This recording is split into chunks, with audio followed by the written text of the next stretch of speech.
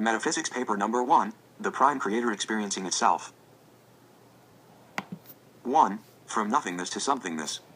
In the beginning there was infinity, and infinity was nothingness or infinite void. There were no thoughts, no emotions, no light, no darkness, no sound, no material universe, only silence and nothingness. Then this silence became aware. It developed a superconsciousness that is all that is. From that superconsciousness came self-awareness and thought. Out of self-awareness and thought came infinite potential. Infinite potential is genderless and genders at the same time, because it is all that is. At one time, an eternity ago in human terms, infinite potential, which we will call Source, who knew everything there was to know, was wondering how it would be if there were things it didn't know. Of course, Source could experience anything and everything it wanted to, but only from its own single point of view and in regard to its own infinity. If it wanted to experience another infinity, it had to create another unique self-aware unit of awareness, just like itself, who could create its own infinity. 1. Therefore, the way to expand itself and create infinite universes from other viewpoints was to extend itself to a lot of unique units of awareness, which it did. It went from oneness to separateness. So Source created a game to play with itself. It created the Unum multiverse from its own infinite point of view and then populated it with an almost infinite numbers of awareness units, separate parts of itself. Figuratively speaking, if we imagine Source being an infinite ball of clay, it took a part of itself and created a model, or landscape, which became what Life Physics Group California calls the Unum. Then it extended itself in consciousness into an indefinite amount of nerve endings, which were miniature parts of itself. It gave these extended awareness units unique personalities and traits, so each one of them could create their own universes within First Source's Unum, and bring back every thought, every move, and every experience back to Source. The Unum became the playground, or clay ground, according to our analogy, with its 7 levels of manifestation. Being infinite potential and all that is to begin with, Prime Creator, by using energy to create different densities and dimensions, could now, from completing the LOM's number, levels of manifestations, put players on the stage. The way it did this was to let parts of itself go into the Unum and start seeding and creating intelligent life forms of lower densities than that of the purest form of Source. The purpose and idea was to have separated parts of itself explore the Unum and bring back the unpredictable experiences to itself, so Source could learn more about itself. This game has been going on ever since and will probably go on for all eternity. Many have asked themselves throughout time whether 4-space/time is infinite, with an infinite number of galaxies, or not. The universe is both. Its infinite potential, and we who live in it are the ones creating it, and serial and parallel universes as well, by creating probable realities with our thoughts, emotions, and actions, each and every second of our existence. This means that the universe is potentially infinite, but ever expanding. If I were able to measure exactly how big the universe is at this exact second, it would be false the next second, or even the next nanosecond, because it would already have expanded way beyond the calculations. The questions who God is and how everything started is of course, and should be, mind-boggling, and this is a subject for an endless series of papers itself, and it's not my purpose at this time to speculate too much about this, because in the long run, it will be just that, speculations, and the final answer will always be that we don't know. There is evidence in quantum and sub-quantum physics, and in metaphysics, that there is a prime creator that includes everything there is, but there is an even bigger question. If prime creator came out of a nothingness and suddenly became aware, who made it aware, or how did it become aware? What came before thought? In other words, is there something even bigger than what we now call the prime creator? It's almost self-evident that this is the case. 2. A hierarchy of creator gods. To have the game started, prime creator appointed separated part of itself, so-called creator gods, who were close to itself in vibration and had the knowledge and capacity to create realities in the Unum, even galaxies, stars, nebulae and planets, and seed them with life. It then told the parts of itself which were the creator gods, go out and create, and bring all things back to me. You go out and gift of yourselves freely, so that all that you create in this universe can understand its essence, my identity. 2, 3.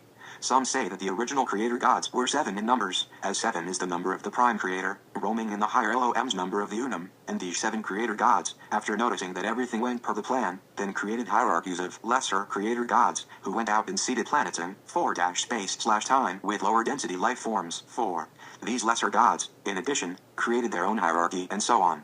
However, because all is one to begin with, there's really nothing that's greater or lesser than anything else, but in terms of creator gods, they were just assigned more or less complicated tasks, because this was the way which seemed to work the best, and the fastest way to seed life into Source's multiverse. These greater gods did not exist in time as we perceive it here on Earth, so a million years, or even billions of years, is nothing for these entities. 5. The 7 original creator gods are known under different names here on Earth, but I will use the term the founders. Then, the lesser gods right underneath them in the hierarchy are the family of light 6 or the tribes of light 7. Note, I will from here on use the term tribes of light only when we are discussing the Wingmaker's material, otherwise I will use either family of light or specifically name the alien species in question. The Andromedans, whom were channeled by Alex Collier, mentioned the Founders as well, calling them either the Patao or the Founders 8. 3. The Galactic Tributary Zone and the 7 Planetary Zones. The 4-space/time universe expands from the center and out in a spinning, spiral fashion, counterclockwise, like the Merkaba. In the center of the universe there is something called a tributary zone. When the Founders create a galaxy, they export this zone from the center of the universe and place it in the center of the galaxy. 9. This zone is located on a planet close to the core, or central sun, of the galaxy, but hidden within a frequency that ordinary galactic and intergalactic beings can't enter, unless they are able to vibrate on that frequency. Or as the Lyricus teaching order, originating from the tribes of light, puts it, within the galaxy is a tributary zone, which is a synthetic planet that is designed to house the knowledge system appropriate for the species of that particular galaxy. Lyricus uses these tributary zones as research and training centers wherein its teachers can gather the information, translate it into the indigenous cultural or scientific formats of the species, and then export it to a specific planetary species. 10. Figure 1. Artist's perspective of a galaxy with its central sun, where the tributary zone is located. The Lyricus teaching order members, in the Wingmaker's story, http://wingmakers.com, are ambassadors to the tribes of light. The basic philosophy of the Wingmakers and the Lyricus teaching order is that there are 7 super-universes, just like we are taught when reading the Urantia Papers 11. Each super-universe has its own tributary zone, thus 7 tributary zones altogether. These tributary zones exist as places of inquiry and knowledge dissemination, perhaps as another, nerve ending of the thought superdomain, where the entire Akashic records are contained. Then, like the Lyricus order says, the zone placed in each galaxy would more specifically contain the Akashic records of a particular galaxy, and everything that has happened within it from its creation to its fulfillment. It's like exporting a part of a gigantic library. Figure 2. Artist's vision of a galactic tributary zone. Source, wingmakers.com. Even the tributary zones work like a hierarchy. From the galactic tributary zone, the tribe of light is then exporting 7 zones to each life-bearing planet, and in the case of planet Earth, there is 1 zone on each continent. It's unclear how this works on other planets, which have less or more than 7 continents, but that's beyond the scope of this paper. Each planetary tributary zone is like a mini-library, each one specific to a certain field of knowledge, such as cosmology, metaphysics, science, religion, etc. Figure 3. Global positioning of Wingmaker's tributary zones.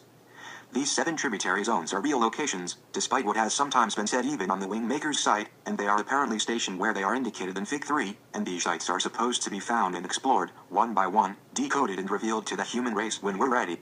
Thus far, only the site in New Mexico has been officially located. See wingmakers.com.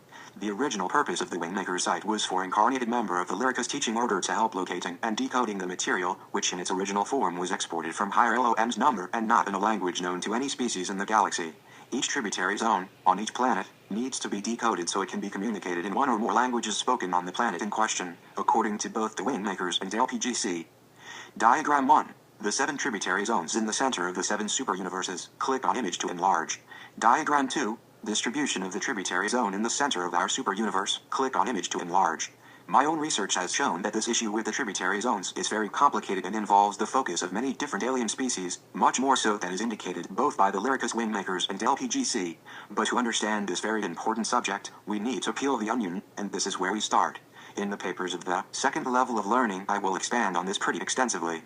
As we shall see, there is a connection between the Wingmakers material, http://wingmakers.com, and LPGC, Life Physics Group California, http://lifephysicsgroup.org/. From Lyricus teaching order. Each galactic tributary zone is different in terms of the knowledge system that it houses.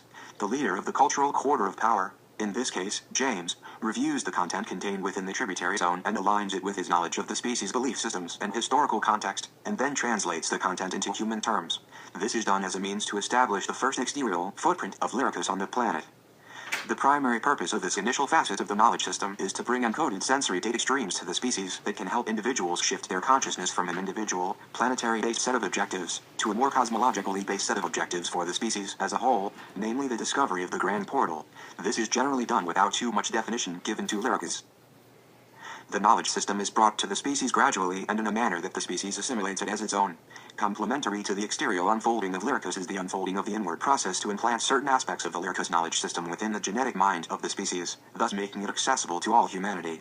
This process is conducted through the combined efforts and technologies of the Lyricus team residing within the tributary zone. What is being done on the planet and off the planet, the inner and outer work, is coordinated by the Lyricus leader of the religious quarter. This is the individual who is last to incarnate within the human species and is the one that will step forward in the final days just prior to, or directly after, the discovery of the grand portal. This is the individual who will unify the disparate beliefs of the species and anchor them on the science of multidimensional reality and the all-encompassing brotherhood of the individuated consciousness. 12. The grand portal they are talking about in this quote is allegoric to the time when religion and science merge into one, and the human race realizes as one that we are spiritual beings inhabiting a body. When this happens, according to Lyricus and the Wingmakers, we can become multidimensional as a species. Religion here does not mean the established religions here on Earth with their different dogmatic teachings, but rather religion as spiritual awareness. I got first interested in LPGC, and to some extent also the Bavarian Illuminati 13, because they both seem to work on establishing this goal. We will see how this works out in the long run.